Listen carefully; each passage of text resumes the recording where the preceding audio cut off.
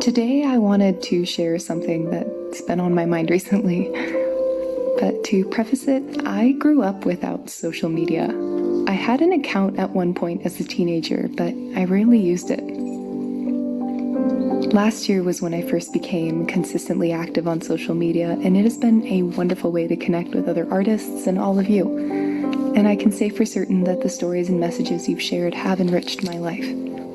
I've enjoyed it very much, but have also observed how easy it is for social media to fuel a sense of inadequacy and comparison. As someone who hasn't been exposed to it for very much until now, I see how powerful it can be and cannot imagine the influence it has over people who've had it all their lives.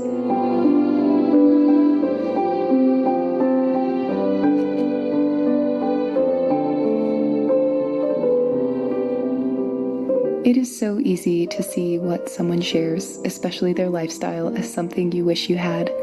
But in my case, that feeling never went away by moving over here. When I was in the city, I romanticized country living. And then when I moved, leaving my community and my friends, I started to romanticize city living. Out here, there aren't very many people. And so while it is still very possible to make friends who share your interests, it's not as easy as in the city with hundreds of thousands of people.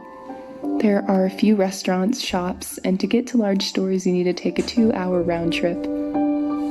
Initially, while living here, I missed my book clubs, my coworkers, and had a horrible sense that I was missing out on life by living in such a quiet area. I kept thinking, I'm so young, why am I not traveling the world and doing exciting things? I'd see photos of my friends online going out to restaurants and taking vacations to other places, and I felt like I was horribly boring. I was just working all the time on minimum wage and trying to afford my health insurance. If you live in America, you know what I mean.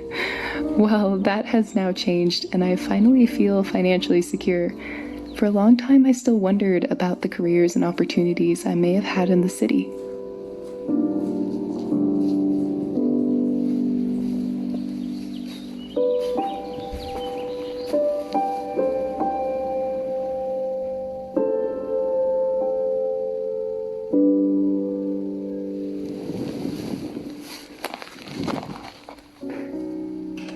When I was working past jobs, it was easy to compare myself to friends who were able to afford things easier and had jobs that I thought were maybe more impressive.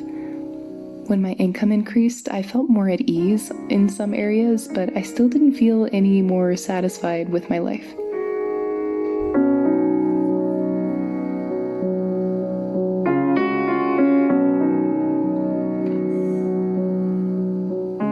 While of course I do not blame social media for making me insecure, exposure to it still made me regularly question my own happiness and satisfaction with life, especially when online everyone else seems happier than you. It brought up insecurities that I've never experienced before this year. I quickly realized how important it was to only be involved in online communities that add true value, education, or inspire my creativity. I also found that with social media, it is easy to project your own dissatisfaction or insecurity on other people, instead of empowering yourself to embrace who you are and that everyone's timeline is different. As I grew to understand myself better, I realized that I was preoccupied with comparison and judging other lifestyles simply by the highlights I saw online, instead of really asking myself, would that life suit me? Would that lifestyle help me help other people and leave the world a better place?